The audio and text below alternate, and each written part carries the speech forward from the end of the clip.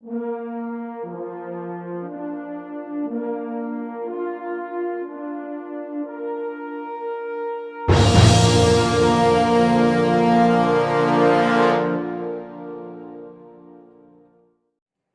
Two DN Patel maths classes.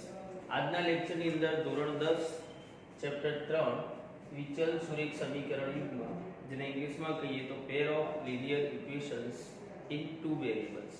ગયા લેક્ચરની અંદર આપણે દ્વિચલ સુરેખ સમીકરણ યુગ્મ કોને કહેવાય તે વિશે આપણે અભ્યાસ કર્યો હતો। આજના લેક્ચરની અંદર આપણે તેથી આગળ કે દ્વિચલ સુરેખ સમીકરણ યુગ્મનો ઉકેલ કોને કહેવાય, તો ચાલો જોઈએ। દ્વિચલ સુરેખ સમીકરણ યુગ્મ નો ઉકેલ। તો આપણને બે દ્વિચલ સુરેખ સમીકરણ આપેલ હોય તો તે બંને દ્વિચલ સુરેખ સમીકરણની અંદર ચલ કેટલા હશે તો 2। તો તેમાં આવતા ચલની જે કિંમત માટે તે બંને સમીકરણનું સમાધાન થાય તો તે ચલની કિંમતોને આપણે આપેલ દ્વિચલ સુરેખ સમીકરણ યુગ્મનો ઉકેલ કહીએ છીએ। જેને સમજવા માટે વ્યાખ્યા આપીએ તો આપેલ બંને દ્વિચલ સુરેખ સમીકરણમાં આવતા ચલની જે કિંમતો માટે તે સમીકરણનું સમાધાન થાય એટલે કે ડાબી બાજુમાં તે ચલની કિંમત મૂકતા જમણી બાજુ જો મળે તો એનો મતલબ કે સમીકરણનું સમાધાન થાય છે। અને જો સમીકરણનું સમાધાન થાય તો ચલની તે કિંમતોને આપેલ દ્વિચલ સુરેખ સમીકરણ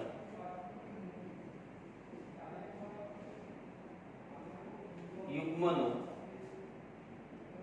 ઉકેલ કહે છે। એટલે કે આપેલ બંને દ્વિચલ સુરેખ સમીકરણમાં આવતા ચલ કે x અને y હોય તો આ x અને y ની જે કિંમતો માટે સમીકરણનું સમાધાન થાય તો તે કિંમતોને ચલની તે કિંમતોને દ્વિચલ સુરેખ સમીકરણ યુગ્મનો ઉકેલ કહે છે। તો આ પ્રકરણની અંદર આપણે દ્વિચલ સુરેખ સમીકરણ યુગ્મને ઉકેલવાની કેટલીક રીતો, દ્વિચલ સુરેખ સમીકરણ યુગ્મ ને ઉકેલવાની રીતો વિશે અભ્યાસ કરીશું। તો પહેલા તો આપણે જાણતા હોવા જોઈએ કે દ્વિચલ સુરેખ સમીકરણ યુગ્મને ઉકેલવાની રીતો કેટલી છે। તો જોઈ લઈએ। જેમાં એક રીત છે આલેખની રીત, બીજી આદેશની રીત, ત્રીજી લોપની રીત, ચોથી ચોકડી ગુણાકારની રીત, તેમજ કેટલાક વિશિષ્ટ દ્વિચલ સુરેખ સમીકરણોના ઉકેલ માટે પાંચમી રીત જોઈશું, લોપની વિશિષ્ટ રીત। તો આપણને યાદ હોવું જોઈએ કે દ્વિચલ સુરેખ સમીકરણ યુગ્મને ઉકેલવા માટેની રીતો કેટલી છે। તો આલેખની રીત, આદેશની રીત, લોપની રીત અને ચોકડી ગુણાકારની રીત, આ ચાર રીતો ઉપરાંત કેટલાક વિશિષ્ટ સમીકરણ હોય તો તેમના ઉકેલ મેળવવા માટે લોપની વિશિષ્ટ રીતનો પણ આપણે ઉપયોગ કરી શકીએ છીએ। તો ચાલો જોઈએ વારાફરતી દરેક રીત કેવી રીતે એપ્લિકેબલ કરી અને આપણે દ્વિચલ સુરેખ સમીકરણ યુગ્મ આપેલ હોય તો તેને ઉકેલી શકીએ। આલેખની રીત સમજવા માટે એક એક્ઝામ્પલ જોઈએ તો આપણને એક્ઝામની અંદર ક્વેશ્ચન આપેલો હોય કે x + y = 4 એક સમીકરણ દ્વિચલ સુરેખ સમીકરણ આપેલ છે, સાથે સાથે 3x + 2y = 12 એક બીજું સમીકરણ પણ આપેલ છે, મતલબ બે આપેલ છે એટલે કે જોડમાં આપેલ છે. તો આપેલ દ્વિચલ સુરેખ સમીકરણનો ઉકેલ આલેખની રીતે મેળવો. તો આ આલેખની રીતે મેળવવા માટે સૌપ્રથમ તો આપણે જાણતા હોવા જોઈએ, નોટ તરીકે આપણે નોંધીશું કે દ્વિચલ સુરેખ સમીકરણ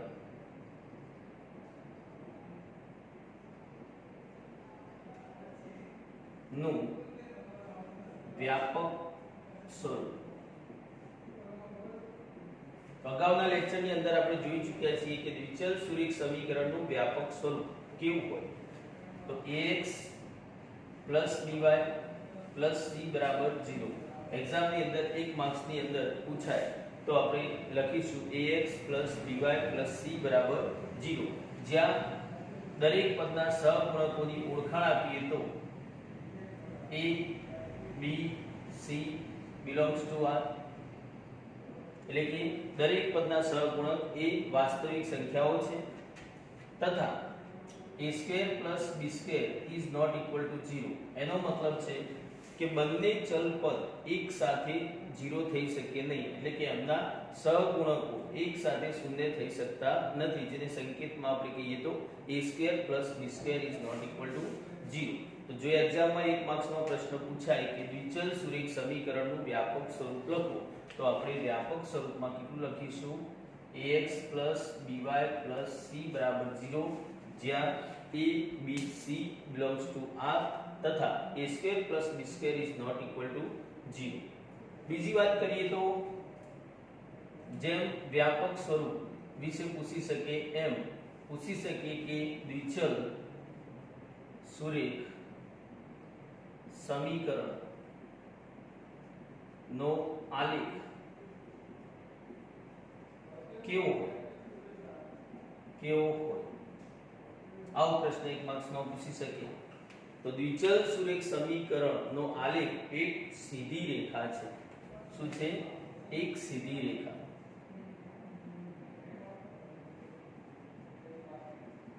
એક સીધી રેખા. અને આપણે જાણીએ છીએ કે રેખા દોરવી હોય તો ઓછામાં ઓછા બે ભિન્ન બિંદુ જોઈએ, જે અગાઉના ધોરણોની અંદર શીખી ગયેલા છો તમે. રેખાની પૂર્વધારણા, રેખાની પૂર્વધારણા. તો રેખાની પૂર્વધારણા એ આપણને શું બતાવે છે? તો રેખા દોરવી હોય તો કોઈ પણ રેખા ઓછામાં ઓછા બે ભિન્ન બિંદુ માંથી પસાર થાય છે. એટલે કે કોઈ પણ રેખા દોરવી હોય તો ઓછામાં ઓછા બે ભિન્ન બિંદુ જોઈએ. જેમ કે આપણે એક બિંદુ અહીંયા નક્કી કરીશું અને એક બિંદુ અહીંયા નક્કી કરીએ. હવે આ બે બિંદુમાંથી પસાર થતી રેખા દોરવી હોય તો સ્કેલ મૂકી અને બંને બિંદુમાંથી આપણે એક રેખા દોરી શકીએ. આપણે એ પણ જાણીએ છીએ કે રેખા પર અસંખ્ય બિંદુઓ આવેલા છે, અસંખ્ય બિંદુ છે, પરંતુ જો દોરવા માટે જરૂરી હોય તો ઓછામાં ઓછા બે ભિન્ન બિંદુ છે, જે આપણને રેખાની પૂર્વધારણા બતાવે છે. તો ચાલો, કોઈ પણ રેખા દોરવી હોય તો ઓછામાં ઓછા બે ભિન્ન બિંદુ જોઈએ. તો અહીંયા આપણને બે દ્વિચલ સુરેખ સમીકરણ આપ્યા છે. એનો મતલબ કે બે રેખાઓ દોરવી છે અને એ બે રેખાઓ જે બિંદુ આગળ છેદે તે આ બંને દ્વિચલ સુરેખ સમીકરણનો શું થશે? ઉકેલ. તો જોવું છે કે બે રેખાઓ ક્યાં આગળ, કયા બિંદુ આગળ છેદશે. તો એના માટે આપણે પહેલા તો બંને રેખા દોરવા માટે શું લઈશું? બે ભિન્ન બિંદુ x + y = 4 અને બીજી રેખા છે 3x + 2y = 12. આ બંને દ્વિચલ સુરેખ સમીકરણ બે રેખા બતાવે છે. તો એના બિંદુ મેળવવા માટે દરેક બિંદુને આપણે જાણીએ છીએ કે બે યામ હોય, એક x યામ અને બીજો y યામ. દરેક બિંદુને કેટલા બે યામ હોય, એક x યામ અને બીજો y યામ. ચલો તો બંને રેખા માટે બે બિંદુ કેવા મેળવીશું? તો આપણે આની અંદર પણ એક વિશેષતા યાદ રાખીશું કે બને ત્યાં સુધી આપણે અક્ષ પરનું બિંદુ પસંદ કરીએ છીએ. કેવું? અક્ષ પરનું બિંદુ. અને એના માટે પણ આપણે એ જાણીએ છીએ કે x અક્ષ પરના દરેક બિંદુનો y યામ કેવો હોય? તો 0. અને y અક્ષ પરના દરેક બિંદુનો x યામ કેવો હોય? 0. તો ચાલો અહીં આગળ આપણે જોઈએ તો આ રેખા એ y અક્ષને ક્યાં છેદશે? તો એ જોવું હોય તો એનો x યામ શું લઈશું? 0. x યામ 0 એટલે કે x ની જગ્યાએ 0 મૂકવામાં આવે તો y ની કિંમત શું મળશે? તો y બરાબર 4 મળશે. એનો મતલબ કે આ રેખાએ y અક્ષને 0 4 બિંદુ આગળ છેદે છે.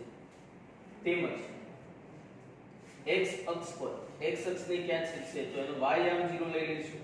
તો y યામ 0 એટલે કે y ની જગ્યાએ 0 મૂકવામાં આવે તો x ની કિંમત કેટલી મળશે? 4. એટલે કે y અક્ષ પર બિંદુ હશે 0 4 અને x અક્ષ પર બિંદુ હશે 4 0.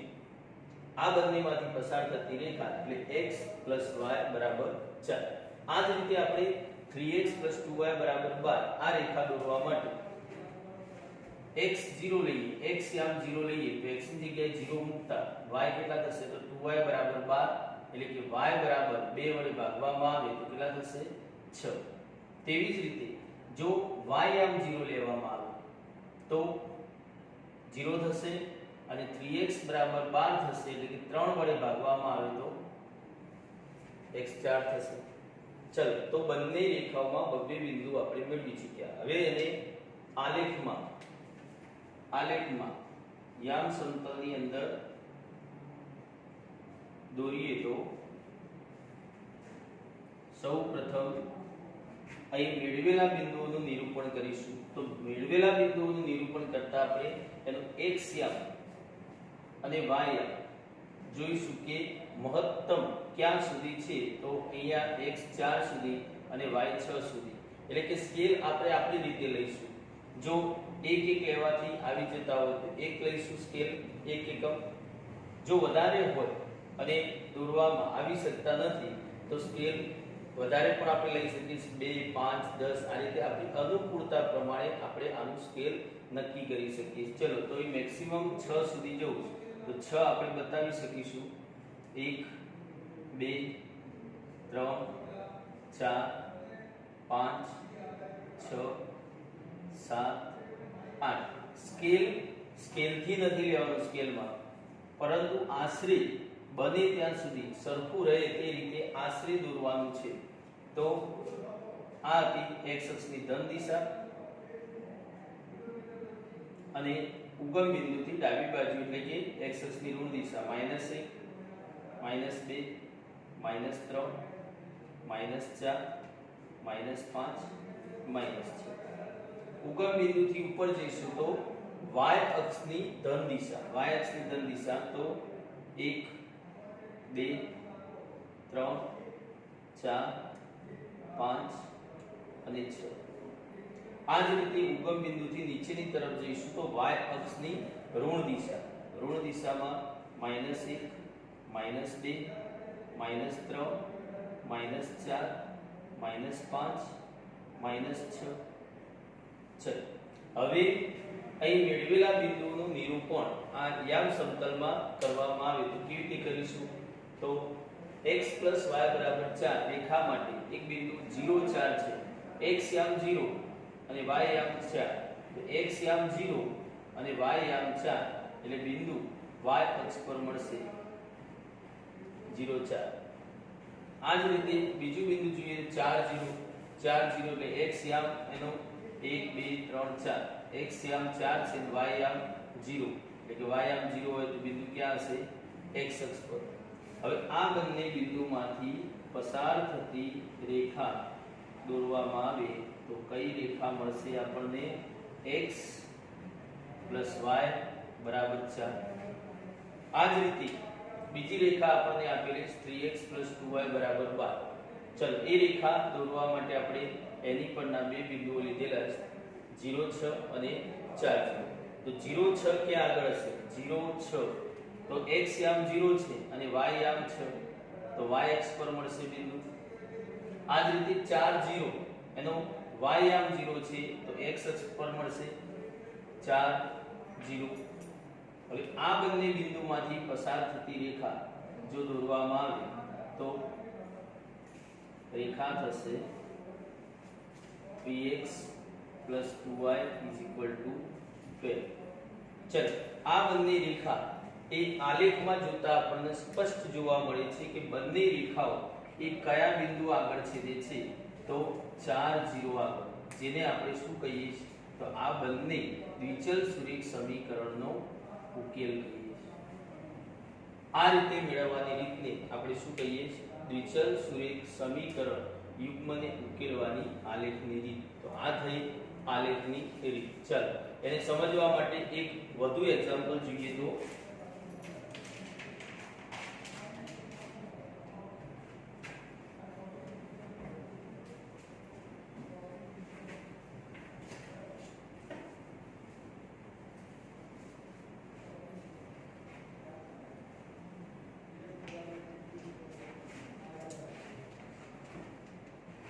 એક્ઝામ્પલ નંબર 2 જેમાં સમીકરણ છે x 2y 0 અને બીજું સમીકરણ છે 3x 4y 20 ચલો આ સમીકરણ યુગ્મને આલેખની રીતે ઉકેલ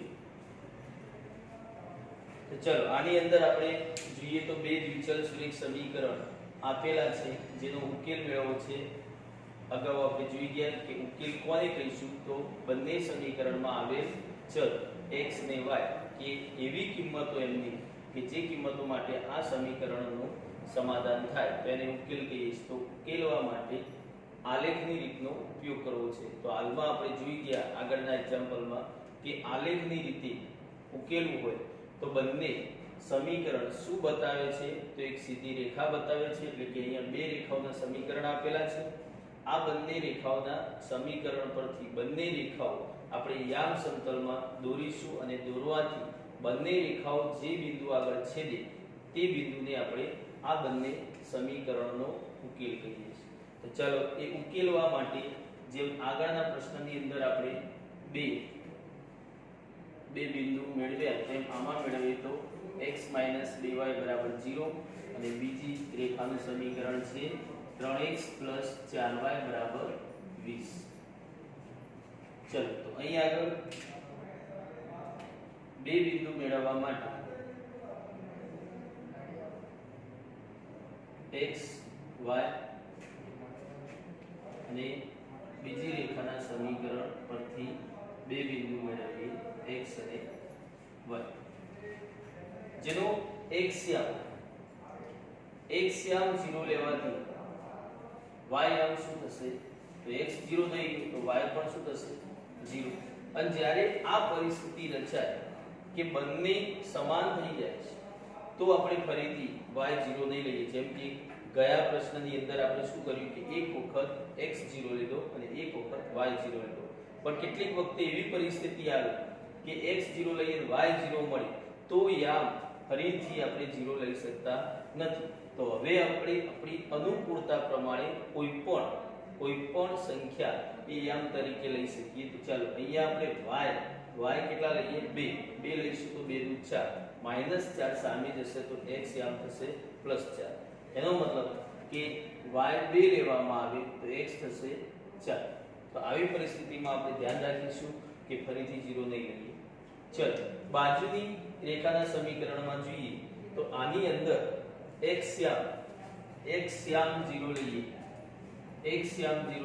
તો y યામ કેટલો થશે તો આ પણ 0 થશે હવે 4y 20 તો 4 વડે ભાગી દઈએ તો y કેટલા થશે 5 આ જ રીતે y યામ 0 લેવામાં આવે તો y 0 લઈશું તો આ પદ 0 થશે એટલે કે 3x 20 તો 3 વડે ભાગીએ તો x યામ થશે 20/3 એટલે 6 પોઈન્ટ સમથિંગ થશે 3 છંગ 18 એટલે 3. લગભગ 6.67 જેવું થશે આશરે એપ્રોક્સિમેટ વેલ્યુ.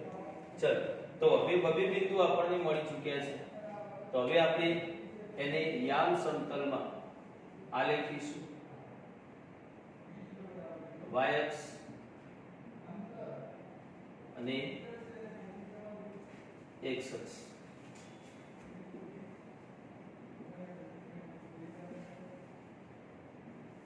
તો ગયા પ્રશ્નની અંદર આપણે કહી ગયા તેમ કે બિંદુઓનું નિરૂપણ કરતા પહેલા સ્કેલ માપ નક્કી કરવું પડે અને સ્કેલ માપ આપણે આપણી અનુકૂળતા પ્રમાણે કરીએ. તો એ જોવા માટે આપણે x ની મહત્તમ વેલ્યુ કેટલી છે જોઈ લઈશું. તો અહીંયા 4 છે, અહીંયા 6.67 આશરે છે એટલે 7 એક ગણીશું. અહીંયા મેક્સિમમ 5 છે વાયામમાં. તો સ્કેલ માપ આપણે 1 લઈએ તો 1 2 3 4 5 6 અને 7. ચલો આ જ રીતે -1 -2 -3 -4 -5 માઇનસમાં વધારે જરૂર નથી, એ બધા પ્લસ છે. 1 2 3 4 5 6 અને 7. આ જ રીતે ઋણ દિશામાં જઈએ વાયની તો -1 -2 -3 -4 -5. અહીંયા પણ ઋણની જરૂર નથી. ચલો હવે આ બંને બિંદુઓનું નિરૂપણ યામ સમતલમાં કરીએ. તો પહેલો બિંદુ 0 0. તો ચલો 0 0 એટલે ઉગમ બિંદુ. આ રેખા એક ઉગમ બિંદુમાંથી પસાર થશે. બીજું કયું બિંદુ? 4 2 આશરે x યામ 4 અને y યામ 2 4 અને 2 ક્યાં આગળ મળશે? આ બિંદુ આગળ. આ બંને બિંદુમાંથી પસાર થતી રેખા દોરવામાં આવે. આ રીતે રેખા પસાર થશે. કઈ રેખા? x - 2y = 0. ચલો આ જ રીતે બીજી રેખાને દોરવા માટે એ કયા બિંદુઓમાંથી પસાર થાય છે? તો 0 5 x યામ 0 y યામ 5 એટલે y અક્ષ ઉપર હશે બિંદુ. અને 20/3 0 તો x યામ 20/3 એટલે 6.67 આશરે 6.67 એટલે એવું ગણી શકીએ કે 6.5 થી થોડીક વધારે હશે એટલે કે આશરે બિંદુ હશે અહીંયા 20/3 x અક્ષ પર. હવે આ બે બિંદુમાંથી પસાર થતી રેખા જો દોરવામાં આવે તો કઈ રેખા મળશે? 3x + 4y = 20. હવે અહીં આગળ આપણે જે આલેખ દોરીએ એ એક્ઝેક્ટ માપ લઈને દોરતા નથી, આશરે દોરીએ છીએ. તો અહીં આગળ આપણે બંને રેખાઓ જોઈએ તો આશરે લગભગ એવું બની શકે કે 4 2 માં બંને રેખાઓ છેદે છે, પરંતુ એક્ઝેક્ટલી 4 2 માં છેદે છે કે વેરિએશન છે એ એક્ઝેક્ટ આપણને ખ્યાલ આવતો નથી. તો એના માટે આપણે ગણતરી બતાવવી પડે, મતલબ ગણતરી કરી ચોકસાઈ કરવી પડે. તો એ ચોકસાઈ કરવા માટે ગણતરી કરીએ તો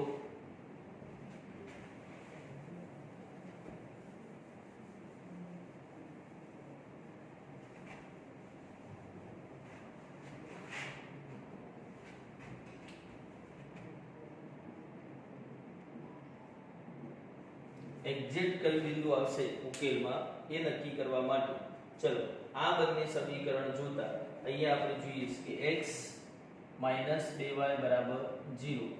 તો x 2y ની સામે લેવામાં આવે તો બરાબર 2y એટલે કે x = 2y ને બીજી રેખાનું સમીકરણ હતું 3x + 4y = 20 માં મૂકતા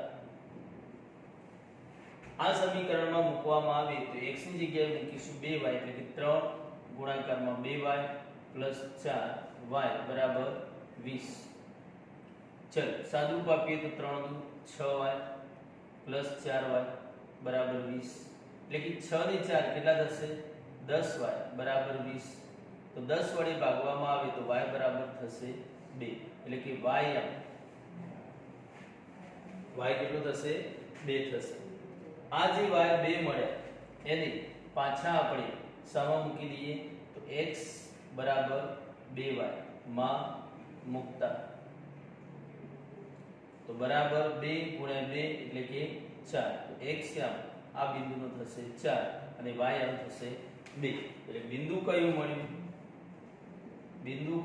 તો 4 2 તેનો મતલબ કે એક્ઝેક્ટ આપણે જે વિચારતા હતા એ પ્રમાણે x આમ 4 અને y આમ 2 એવું બિંદુ આપણને કયું મળશે 4 2 જે બંનેનું છેદ બિંદુ થશે અને બંનેનું છેદ બિંદુ એટલે આપણે શું કહીએ આપેલ સમીકરણ યુગ્મનો ઉકેલ તો આ થયો આલેખની રીતે ઉકેલ મેળવવાની રીત પરંતુ કેટલીક વખત એવું બનતું કે આ ટાઈપના પ્રશ્ન આવે એક્ઝેક્ટ બિંદુ આપણે જાણતા ન હોઈએ તો એના માટે આ રીતે ગણતરી કરવી પડે છે અને આ રીતે ગણતરી કરવી એનો મતલબ કે બંને સમીકરણ પૈકી કોઈ એક સમીકરણમાંથી એક ચલને કરતા કરી અને બીજા સમીકરણમાં મૂકવાથી એક ચલની કિંમત મળે એ ચલની કિંમતને પાછી આ કરતા બનાવેલ સમીકરણમાં મૂકતા બીજા ચલની કિંમત મળે તો આ રીતે આપણે ઉકેલ મેળવી શકીએ તો જો ગણતરીથી ઉકેલ મળતો હોય તો આલેખની જરૂરિયાત શું